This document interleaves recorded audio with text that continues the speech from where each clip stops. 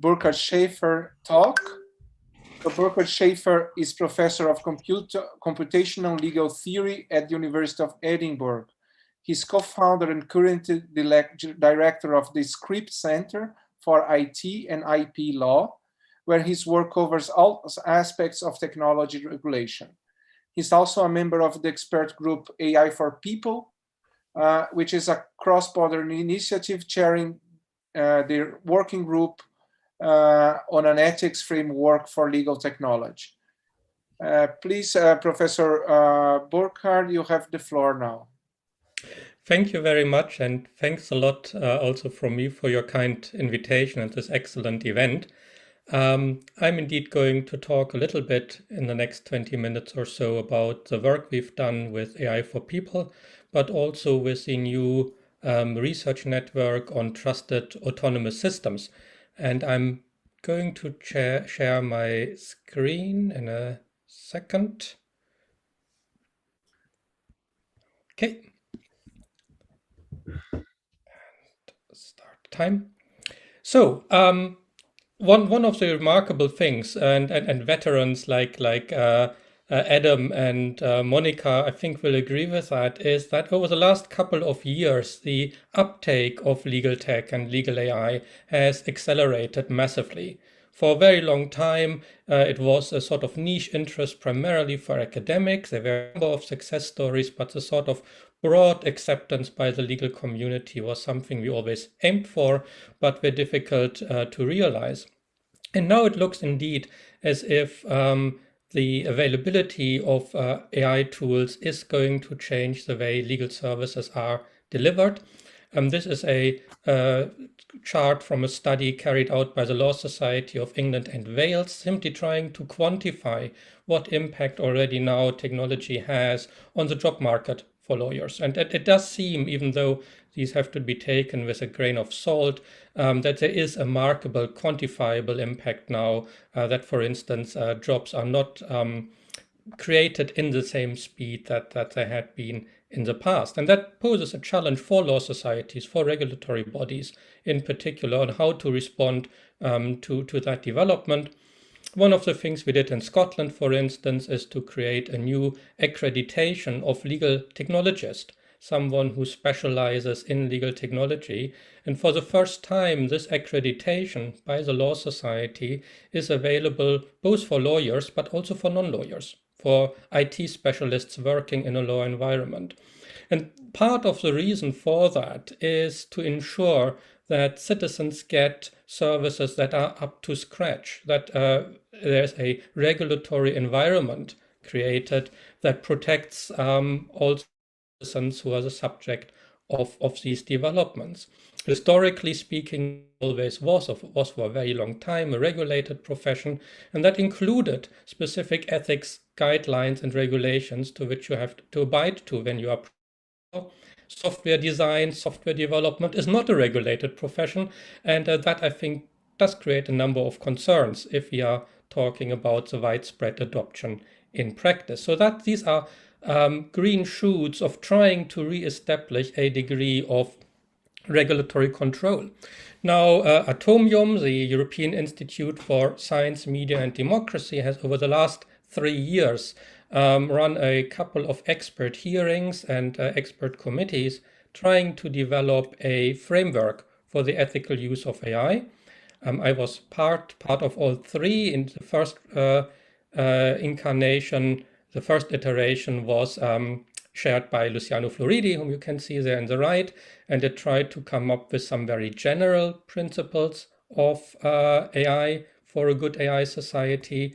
The second iteration, chaired by Ugo Pagallo, was concerned with a more analytical, slightly more in-depth analysis of the risks. And we are now in a sort of third iteration that looked at ethical rules for specific domains. So the first two reports that we did addressed AI in general. The next round identified 7 sectors that are particularly affected by AI, and that includes law, and I was chairing that specific stream. You can already find the reports from 4 of these streams on the website of Atomium. Unfortunately, not yet the one for law. We were a little bit late. The complexity of our task was greater than we had anticipated. So we are going to present our report in October to a meeting, hopefully. It will then be available also from this website. It also means that I can't give you yet any information about the final report. That would be unfair to our sponsors, but I will base my talk on the work that we presented for the first time in December in an open meeting in Brussels. So there will still be some changes between what I've presented today and the final report when it is given officially to the Commission. These studies already have informed policy initiatives. They informed and were quoted by the high-level expert group on AI by the European Commission, and they also found their way to a certain extent in the proposed new rules on EU regulation on AI that was published a couple of two weeks ago. So some of these ideas are now turned into a regulatory framework, and that is already for me both a delight but also a problem, because it raises for us the old philosophical question of the relation between ethics and law. These things now become law. Are they still an ethical guidance? And principally, I would say, and we have to be very careful, I think, in this space, ethics is not a replacement for regulation. Ethics starts when you have already achieved compliance, and that includes data protection law compliance, but also other duties such as the public sector equality duty. So some of the issues that Monica raised in her excellent talk about the black box society, the danger that we are getting biased AI decisions, for me that is not even an ethical question. That is a strict legal question. These things are illegal, and that is very much how the European Commission proposal also treats them. Ethics starts when this compliance has been achieved, when we want to go above and beyond the call of duty. So that is important to remember. Having said all that, the legal profession is special because for the lawyer, ethics gets teeth. Most lawyers are regulated by their professional bodies. They typically have ethics guidelines, and if you violate these, you can get debarred and excluded from your job in extreme cases. So here we have a sort of in-between model of governance, which is not quite legal regulation, which is not quite just soft ethics guidelines, but professional ethics standards that have a degree of self-enforcement attached with them. And my hope would indeed be that some of our proposals for AI ethics in the law find their way into these professional standards. We came up with around 20 principles, and I won't be able to talk you through all of them, but that one here follows in a way directly from that idea. Making the decision to choose a AI tool is in itself an exercise of professional judgment. And therefore, as members of a profession, lawyers have a particular ethical duty to make that choice responsibly. They have to know what they are doing, just as they have to know this with any other tool. So ignorance is not an excuse if you choose as a lawyer to avail yourself of a tool that then makes a mistake, saying, I didn't know, I couldn't anticipate that, no one told me, it was all complex technology for me, is just not good enough.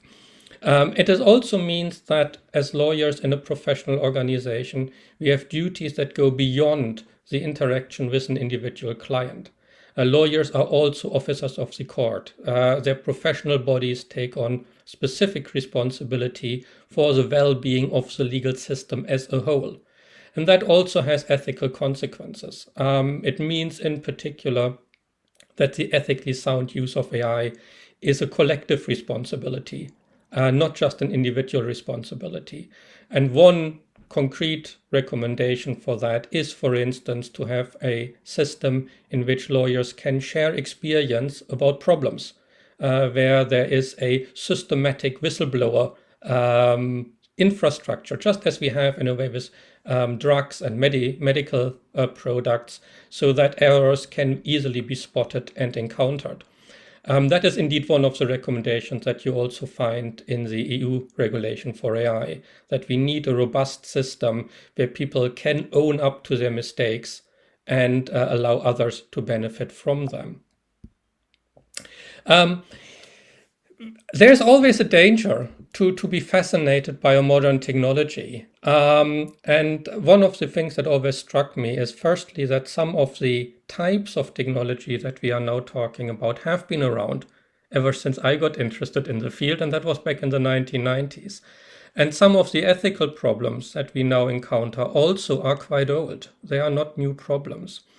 And a case study I often refer to in this case is one of fully automated legal decision making, which in the UK was introduced in 1998, so quite some time ago, in the Social Security Act. The Social Security Act allowed fully automated decision making about social benefit applications, a strictly example of symbolic legal AI. The Security Act is represented as essentially a prologue program. The expectation was it makes decisions faster, cheaper, and potentially also fairer. And if we look at the debate at the time in Parliament, which was very controversial, we already can identify some of the recurrent ethical questions that are still very much with us today, and I think are perennial ethical question. The first one is, how do we know that the decision is right? Is there a problem of the black box society that Monica mentioned? And if it is not right, how can we contest the wrong decisions? What are the remedies? If I develop a tool, I take on a responsibility for when it goes wrong, so I also have to think about potential remedies in that case. So that is one set of problems. Can we make sure these things work? The second one was, even if they can prove that they are correct, even if we have a formal proof of that verifies certain types of characteristics we are interested in, how can they be explained to the claimant and also to the wider society? Now, what Monica was talking about in terms of the black box society covers parts of it, but only parts of it. Explanation in law goes beyond showing how a system worked objectively. It has to take into account what the function of that explanation is.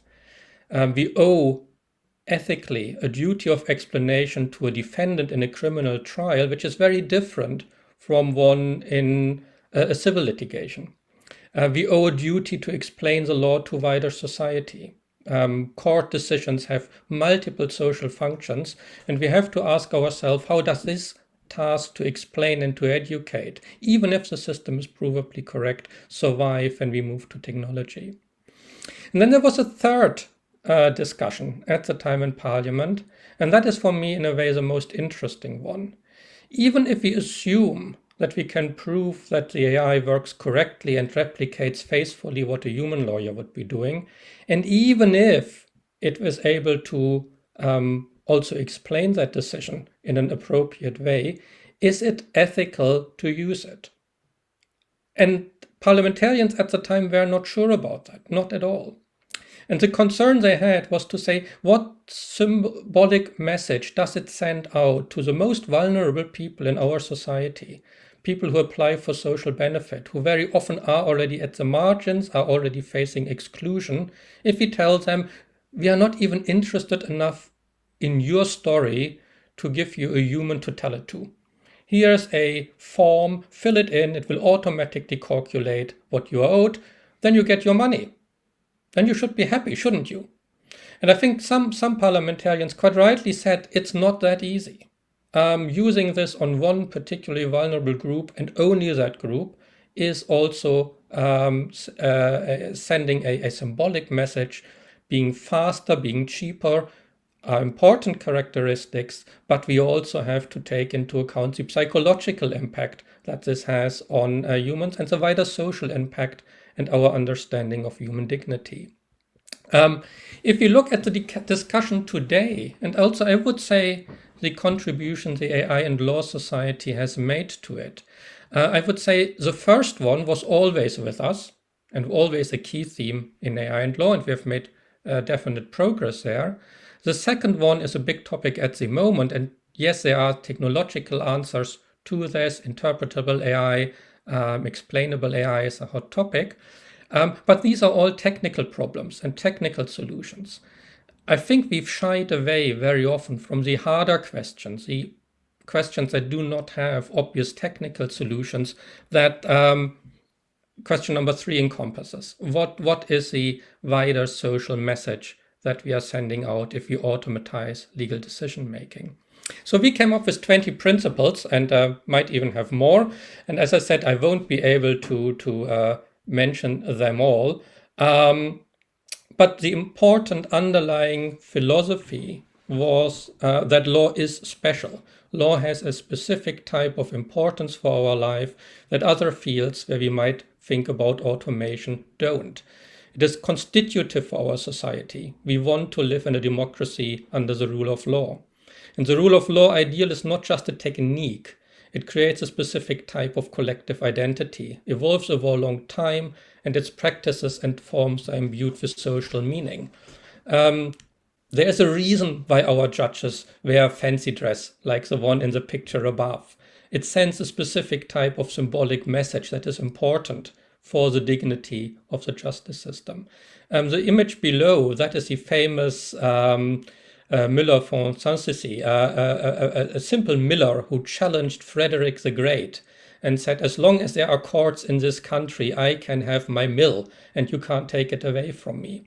And that type of story creates identity. It allows a democracy, a country, to explain what it is. And we have to be really, really careful what we do with this type of social meaning when we replace it by machines. So we tried in these 20 principles to capture some of the opportunities for AI, for better justice and for the rule of law, but also some of the risks. What we want is a 360-degree assessment of the impact that AI has on the integrity of the legal system and of its values, both the ones that are obvious and the ones that are maybe less obvious. And yeah, simply because of time, I'm just going to talk very little bit about some of them. One of the interesting things about law and legal AI is that sometimes systems that work well for your client and even well for the state at a given point in time can have in the long run problematic and undesirable ethical consequences. Take an AI that predicts the likelihood to win a case. That can be really beneficial if it works well, because your client won't litigate if it's unnecessary, they won't spend money, they won't lose money, they don't lose their time and effort. So it might be of benefit for your client to have a better assessment of the chances to win a case. It works also for the justice system. It reduces costs, it reduces frivolous litigation. These are good things, and they definitely count from an ethical perspective. But in the long run, there are concerns and dangers associated with this.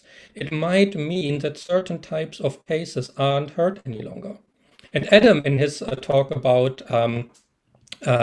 argumentation schemes, he mentioned one of the problems in law is that the law sometimes changes. Precedents are overturned. Laws are changed as a response of social pressure. And very, very often, the reason for that is that someone took on a case that looked totally hopeless and nonetheless won it against the odds. Some of the most important changes that we have in the law came from unexpected cases by our Supreme Court, by the constitutional courts. Would they still happen if an AI says you have no chance of winning? Would they happen if a legal aid board uses this technology to say, if you only have that low a chance, we are not going to fund you? So even though it might benefit your individual concrete client in front of you, and even if it might benefit the legal system at this point in time, there might still be a cost for the long-term legal system and for the common good in living lawfully, because we are ossifying potentially our legal system. So we need a way to account of these long-term dangers just as much as we need to be able to ascertain the correctness of the system as it is now. And that brings me to the second most important principle, and probably the only one that we will have time to discuss. Legal technology is shaped in context with significant power imbalances. And that means in particular that the responsible development and employment of AI reflects these structural conditions and protects against unfair redistribution of risk and benefits. And ideally, AI in law should aim to reduce existing power imbalances.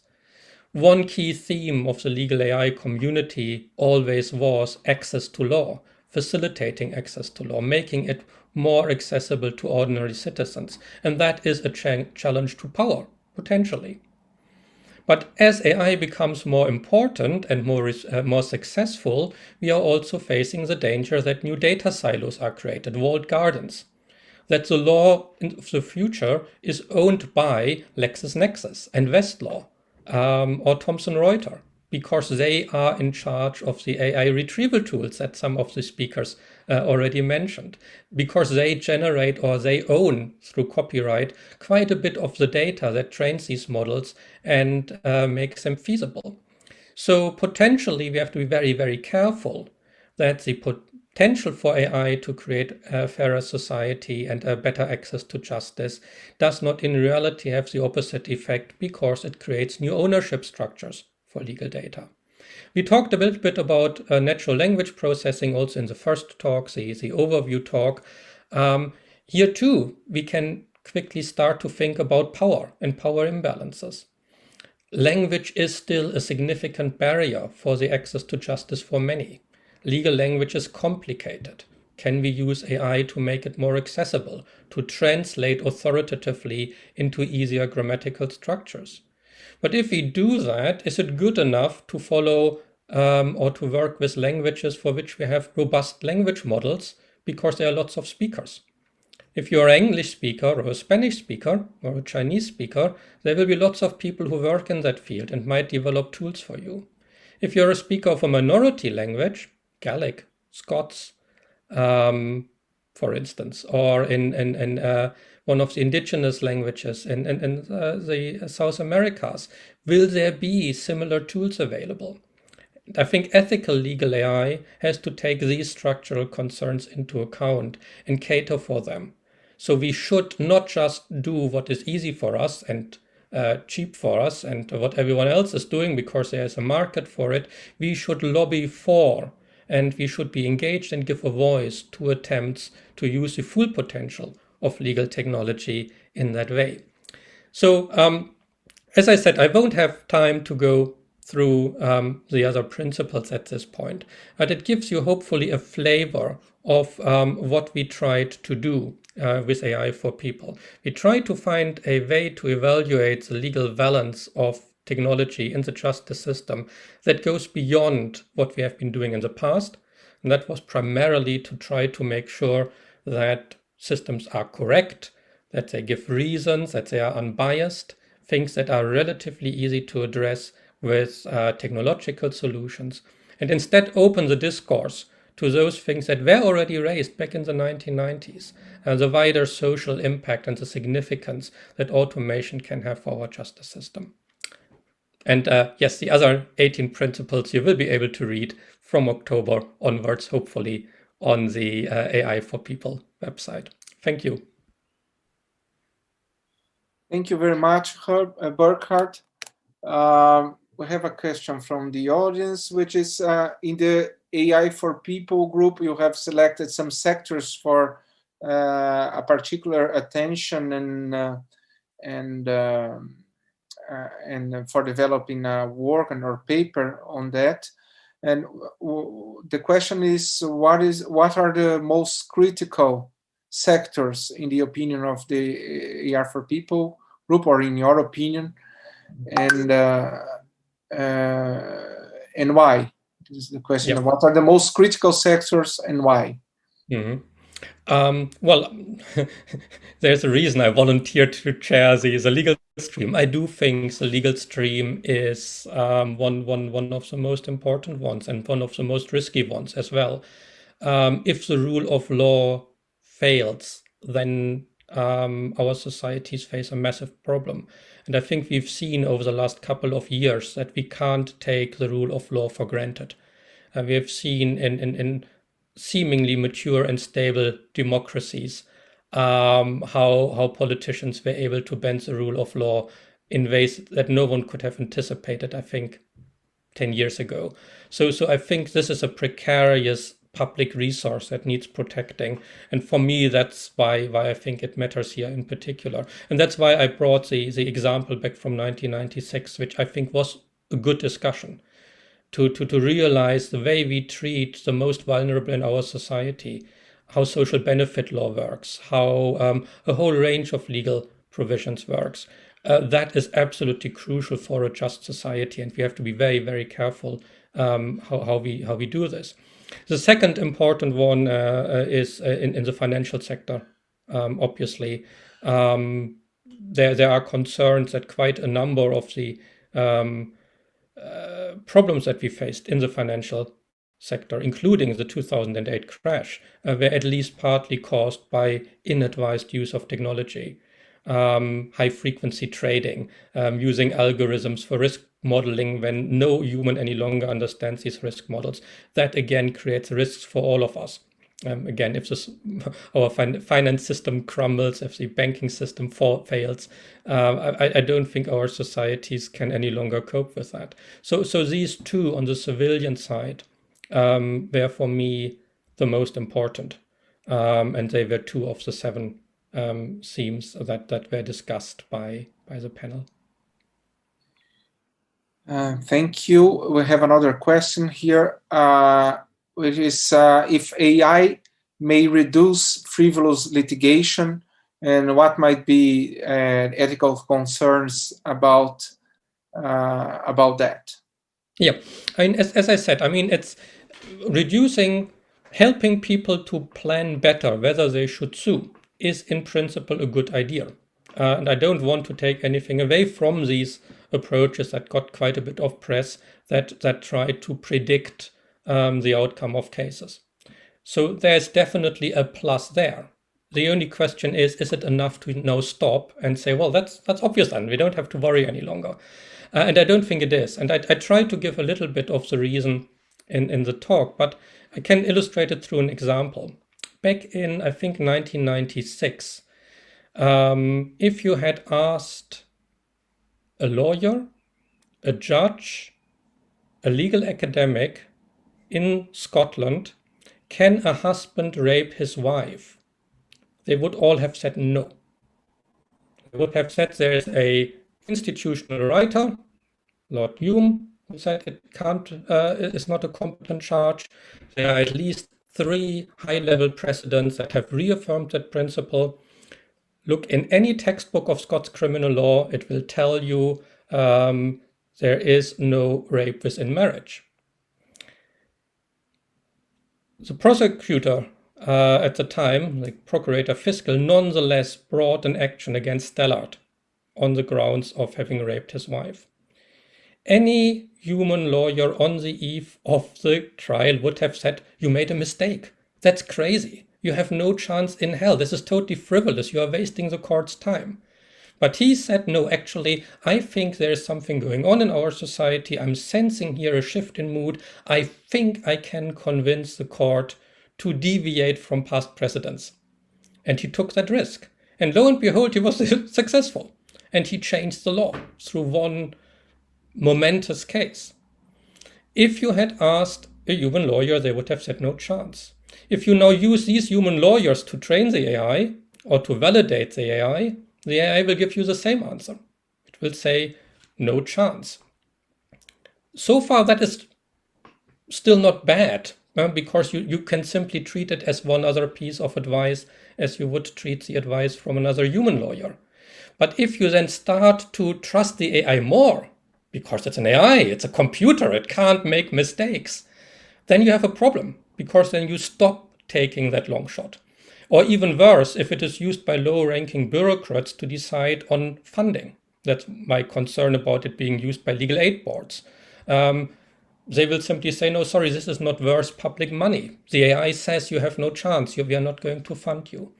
So if that system had been in place, we risk that this type of landmark decisions, the decisions that deviate from the past, that change the trajectory in response to social needs, are not heard any longer, because the AI lacks this sort of social context. One key assumption behind machine learning is the past is a reliable guide to the future. Often it is. In law, we have the principle of binding precedents because of that. We want stability as well, but it's not the whole story. Sometimes the past becomes an albatross around our necks. And there's a real danger that AI takes away the flexibility or reduces the flexibility that we also need in our legal system. Well, thank you very much, Burkhard. We are already ahead of time, unfortunately, because I really was having a lot of fun, and I had today. And I would like to thank all the participants, and I'd like to thank Professor Burkhard Schafer, Professor Monica Palmirani, Professor Enrico Francesconi, and Professor Adam Weiner for their brilliant talks. This was meant to be an introductory event and preparatory for our main event this year here in Brazil, which is the ICAIL from June the 21st to June the 25th.